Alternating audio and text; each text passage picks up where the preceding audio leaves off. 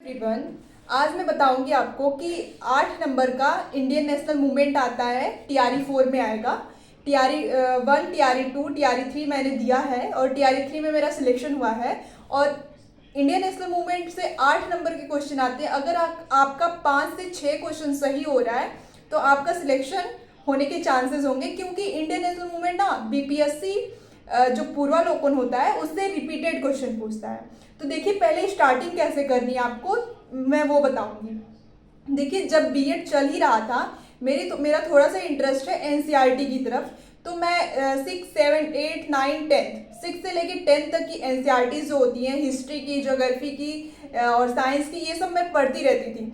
तो देखिए, अगर आपको 8 नंबर का इंडियन नेशनल मूवमेंट करना है तो उससे पहले आपको एनसीईआरटी अगर पढ़ लेंगे तो वो बेस्ट होगा। देखिए, मैंने एनसीईआरटी पढ़ लिया हिस्ट्री का, मॉडर्न हिस्ट्री का। इसके बाद मैं कोचिंग की थी, ऑफलाइन कोचिंग की थी यूपी टेट के लिए। तो मेरे पास ना सारे नोट्स हैं, मैंने बहुत अच्छी अच्छी राइटिंग में सजा सजा के बनाया हुआ है। एक पूरा रजिस्टर बना हुआ है, ये पूरे आप देख सकते हैं, पूरा रजिस्टर है। ये ज्योग्राफी का है, ऐसे ही हिस्ट्री, ज्योग्राफी सबका मैंने बना के रखा हुआ है। ठीक है, पहला तो हो गया मेरा सोर्स एनसीईआरटी, दूसरा हो गया मैंने जो कोचिंग की थी ऑफलाइन उसके नोट्स। ठीक है, 2 हो गए। अब देखिए, अब 8 नंबर का इंडियन नेशनल मूवमेंट आएगा, उसके लिए मैंने क्या किया, पहले तो मैंने ये दोनों पढ़ लिया। अब मेरा थोड़ा सा बैकग्राउंड स्ट्रांग हो चुका है। अब मैं अगर इंडियन नेशनल मूवमेंट में घुसूंगी तो सिर्फ एक पोर्शन मुझे पढ़ना है, क्योंकि जो मॉडर्न हो गया और उससे पहले की जो हिस्ट्री होती है सारी मैं पढ़ ली हूँ। और मैं जो एडुटेरिया नामक एक चैनल है जो सर पढ़ाते थे, तो उन्होंने सिंधु घाटी सभ्यता से स्टार्ट किया, कैसे सभ्यता स्टार्ट हुई, एंशियंट, मिडिवल और मॉडर्न हिस्ट्री सारी उन्होंने कवर की है। तो पहले मैंने एंशियंट पढ़ा, फिर मिडिवल पढ़ा, फिर ये मॉडर्न हिस्ट्री पढ़ा। तो तीनों मैंने पढ़ लिया। मैंने एनसीईआरटी पढ़ ली, नोट्स कोचिंग से बना लिए, थोड़े से वीडियोस देख लिए, ये सब मैं पहले कर चुकी हूँ जब तक मैं टीआरई का अभी तैयारी नहीं कर रही हूँ। ठीक है, तो मेरी थोड़ी सी समझ ज्योग्राफी को लेके, हिस्ट्री को लेके बन चुकी है।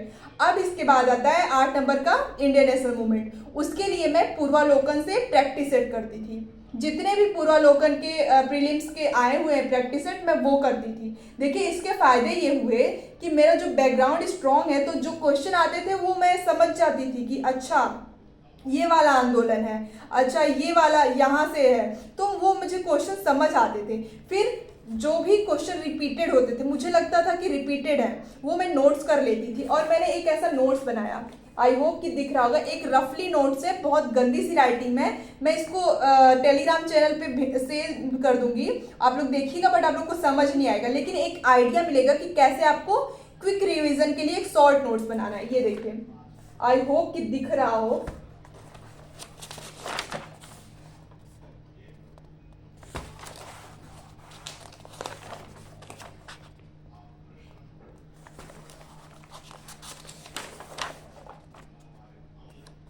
ऐसे ही 8-10 पेज का मैंने शॉर्ट नोट्स बनाया और उसको अंडरलाइन कर करके कई बारी पढ़ा। देखो, आपको आ तो सब रहा है, आपने मिडवल पढ़ लिया, एनसीईआरटी पढ़ लिया, ये पढ़ लिया, वो पढ़ लिया, आपने नोट्स बना लिए, सब आ रहा है। लेकिन अब आपको एग्जाम के लिए पढ़ना है। आपका बैकग्राउंड बन चुका है, एक सोच बन चुकी है कि कैसे कैसे प्रोसेस है, हिस्ट्री ज्योग्राफी क्या है।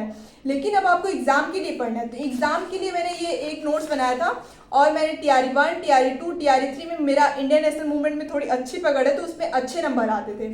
इसलिए मैं इसी नोट्स को बार बार पढ़ के जाती थी, क्योंकि मैंने पूर्वालोकन से इसको देख करके बनाया हुआ है कि कौन से क्वेश्चन बार बार आ रहे हैं।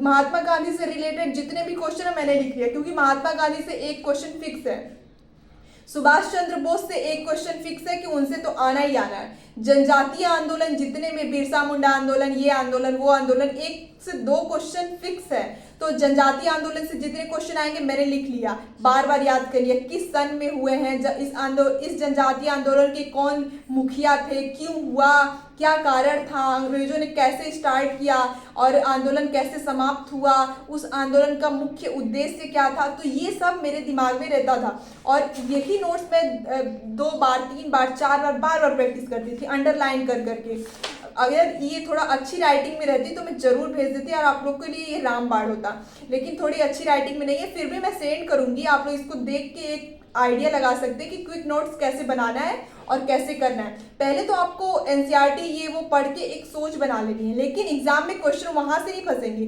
पूर्वालोकन, बीपीएससी पूर्वालोकन का प्रैक्टिस सेट करना है और एक इंडियन नेशनल मूवमेंट के लिए 8-10 पेज का शॉर्ट नोट्स बनाना है, ताकि एग्जाम में जाने से पहले आपको ये पोथी ना पढ़ना पड़े, बल्कि ये नोट्स जो 10-12 पेज का आपने बनाया उसको बार बार रिवाइज करके जाएंगे और उसी में से क्वेश्चन आएगा। भरोसा रखिए, उसी में से आएगा। मैंने ये करके देखा और ये मेरा काम किया। Thank you so much.